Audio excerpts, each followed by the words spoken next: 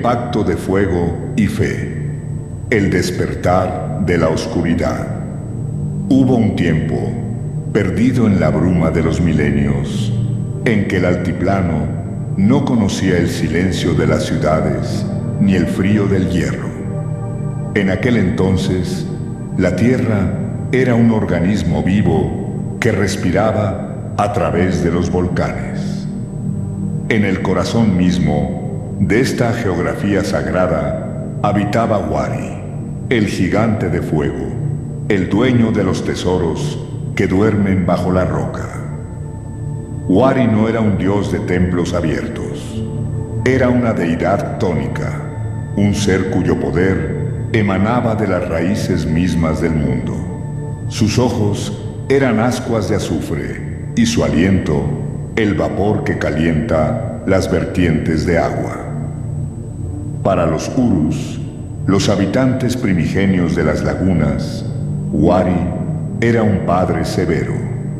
Ellos, que se hacían llamar hombres del agua, le rendían culto en la oscuridad de las cuevas, agradeciendo la estabilidad de las montañas. Pero el destino de los dioses es tan voluble como el de los hombres. Los Urus, al descubrir la caricia del sol, el dios Inti, empezaron a mirar hacia el cielo. Dejaron de buscar las respuestas en las profundidades y las buscaron en las estrellas. Este acto de traición encendió en el pecho de Wari una hoguera de celos que solo podría apagarse con la extinción total de la estirpe Uru. La guerra de los espíritus, el engaño de oro. Wari, astuto y antiguo, decidió que antes de la fuerza usaría la ponzoña del alma. La leyenda cuenta que se transformó en un joven de belleza perturbadora, vestido con sedas que emulaban el brillo de los metales preciosos. Se infiltró en las aldeas de Totora como un viajero sabio, llevando consigo el regalo de la ambrosía prohibida, el alcohol y la soberbia. Bajo su influencia, los Urus empezaron a sentir que el trabajo de la pesca era indigno.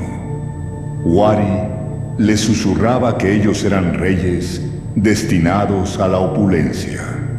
Las redes se pudrieron al sol, las balsas se hundieron en el olvido y el pueblo de los lagos se entregó a festines de odio y envidia. La armonía que había durado siglos se desmoronó en pocos meses. Wari reía desde las sombras, viendo cómo sus hijos se destruían a sí mismos. Pero la luz no los había abandonado. Desde el cenit, una ráfaga de claridad descendió.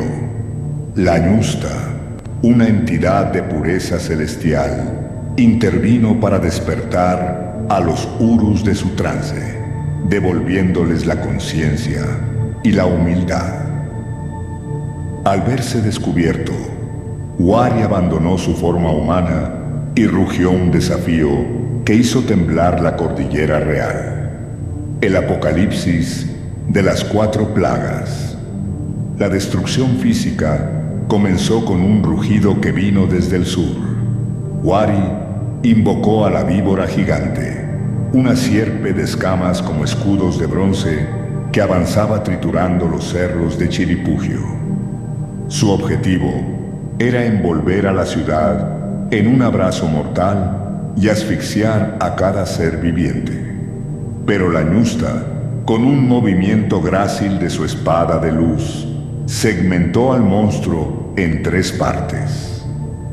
El cuerpo de la serpiente, aún retorciéndose, fue condenado a convertirse en piedra, quedando sus vértebras grabadas para siempre en la geografía de la serranía.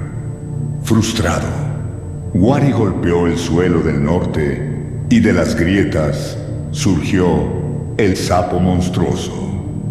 Era una mole de carne y verrugas de piedra que avanzaba aplastando las esperanzas de los Urus. La ñusta, en lugar de usar la fuerza, usó la pureza. Lanzó un trozo de pan bendito que al tocar la lengua del sapo lo petrificó en un instante de gula eterna. Entonces, desde las aguas del este, emergió el lagarto, una criatura cuya cola podía nivelar montañas. La batalla fue feroz. La ñusta tuvo que descender al nivel del suelo para cercenar la cabeza del reptil, cuya sangre dio origen a los manantiales de Cala, transformando la muerte en vida para el pueblo sediento. Finalmente, Wari recurrió a lo infinito, las hormigas, millones de ellas, una alfombra negra que cubría el horizonte, enviadas para devorar hasta el último grano de quinua y condenar a los Urus a una hambruna lenta. La ñusta, viendo la magnitud de la plaga, dejó caer su manto sagrado sobre la planicie. En el momento en que la tela tocó el suelo, las hormigas se transformaron en granos de arena. Así nacieron los arenales de Cochiraya, un monumento a la derrota de la voracidad de Wari, el pacto del subsuelo y el nacimiento del tío. Derrotado en la superficie, Wari se hundió en las tinieblas de la mina, pero no se fue como un dios vencido, sino como un dios exiliado. Entendió que el hombre siempre tendría necesidad de lo que la tierra oculta, el estaño, la plata y el oro. Os dejo la luz, rugió desde el socavón, pero recordad que cada vez que entréis en mi reino para robar mis tesoros, vuestra vida me pertenecerá. Así nació el tío de la mina. Con el paso de los siglos y la llegada de los hombres de hierro de España, la ñusta tomó el rostro de la Virgen del Socavón, la protectora que guarda la entrada de las minas. Wari, por su parte, se fundió con la imagen del demonio cristiano, pero conservando su esencia andina. Los mineros entendieron que para sobrevivir debían honrar a ambos. En la superficie rezan a la Virgen por su alma. En la profundidad ofrecen coca y cigarros al tío por su vida y su riqueza. El carnaval, la danza de la eternidad. Esta guerra no es un evento del pasado, es un ciclo que se repite. Cada año, en el carnaval de Oruro, las puertas del inframundo se abren.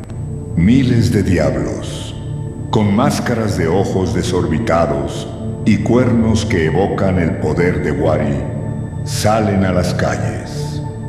No vienen a atacar, sino a rendirse.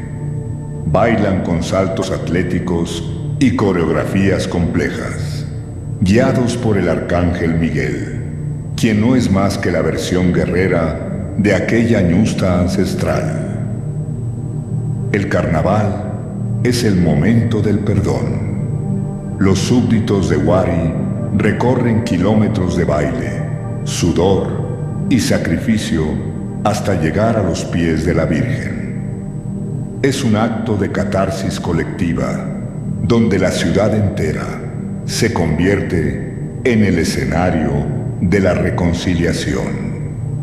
El humo de los petardos se mezcla con el incienso y el estruendo de las bandas de bronce resuena como el eco de los rayos que convirtieron a las plagas en piedra.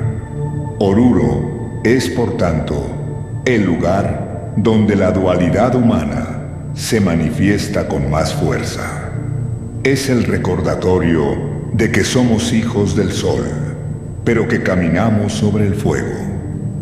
La guerra de Wari terminó en un pacto, el reconocimiento de que la luz necesita de la sombra para ser vista y que el hombre andino es el guardián de ese equilibrio eterno entre la fe que salva y el fuego que crea. 5. La anatomía del miedo, el tío y la psicología de la profundidad. Para entender por qué esta guerra sigue viva, debemos descender al socavón. Allí, el aire es denso, cargado de polvo de estaño y de un silencio que solo se rompe por el goteo constante de las filtraciones. En el rincón más oscuro de cada galería habita el tío. No es una estatua de mármol ni de oro, es un ídolo de barro y piedra, con ojos de cristal que parecen seguirte en la penumbra. Esta representación de Wari es el último recordatorio de su poder absoluto sobre lo que el sol no toca. El minero, al entrar a la mina, deja de ser un ciudadano de la República para convertirse en un súbdito del inframundo. Allí, el tío es el que decide quién encuentra la beta y quién queda sepultado bajo el peso de la montaña. El ritual del pichu, el masticado de coca y la chaya con alcohol puro no son supersticiones, son actos de diplomacia con un dios que aún recuerda cómo intentó destruir a los Urus. Es un diálogo constante con la muerte. Yo te doy mi respeto y mi ofrenda, y tú me permites volver a ver la luz al final del turno. 6. La China Supai y la tentación del mundo inferior. En el centro de esta narrativa aparece una figura que añade una capa de complejidad al conflicto, la China Supai. Si Wari representa la destrucción física y la Ñusta la salvación espiritual, la China Supai representa la tentación. Ella es el recordatorio de que Wari no solo usó monstruos de piedra, sino que también apeló a los deseos más profundos del ser humano. En el carnaval, su danza es una de las más hipnóticas. Con sus polleras de colores eléctricos y su máscara que mezcla la belleza con lo demoníaco, ella baila junto a los diablos, pero su objetivo es el espectador. En el mito, la China Supai es la astucia del subsuelo. Se dice que es ella quien seduce a los hombres para que olviden sus hogares y se pierdan en la ambición del mineral. Ella es la heredera de aquel Wari disfrazado de noble que corrompió a los Urus. Su presencia en la danza advierte que el enemigo no siempre viene con rugidos.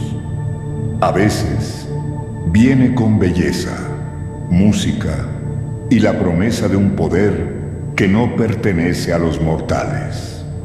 7. El ritual de la sangre, la huilancha y el corazón de la tierra. Nada en la guerra de Wari fue gratuito, y nada en el pacto actual lo es. La huilancha, el sacrificio de la llama, es quizás el momento más crudo y honesto de este vínculo. Cuando el minero ofrece la sangre de la llama a la boca de la mina, está emulando los antiguos sacrificios que los Urus hacían para calmar los terremotos de Wari. La sangre, roja y caliente, se esparce sobre la piedra fría para alimentar a la tierra. Existe la creencia de que la montaña tiene hambre. Si el hombre no le da la sangre de un animal, Wari la tomará de los hombres. Es un concepto de justicia cósmica. Se entrega una vida para preservar muchas. Este acto vincula al habitante de Oruro con un pasado sangriento y místico, donde la supervivencia dependía de entender que la naturaleza no es un objeto a explotar, sino un Dios vivo con el que se debe negociar.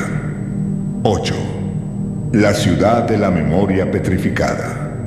Oruro no es solo una ciudad edificada sobre una planicie, es un mapa de batalla. Cada vez que un ciudadano camina hacia el norte y ve la roca con forma de sapo o sube al cerro para encender una vela en la víbora, está caminando sobre los cadáveres de la guerra de Wari. La geografía de Oruro es el cuerpo de la derrota del dios de las sombras. Las dunas de arena que los turistas ven como un paisaje pintoresco son para el orureño el testimonio de un milagro. Las hormigas que iban a devorar la vida fueron detenidas por un manto celestial. Por eso, el carnaval no es una fiesta de disfraces, es una procesión de agradecimiento. Cuando el danzarín llega al templo del socavón, cae de rodillas. En ese momento, el cansancio acumulado tras kilómetros de baile se convierte en una ofrenda. Se quita la máscara de diablo. El rostro de Wari revela su rostro humano ante la Virgen, simbolizando que, a pesar de vivir en una tierra de demonios y fuego, el ser humano sigue aspirando a la luz. 9. El futuro del mito. Ha terminado la guerra. Muchos se preguntan si Wari finalmente se dio por vencido.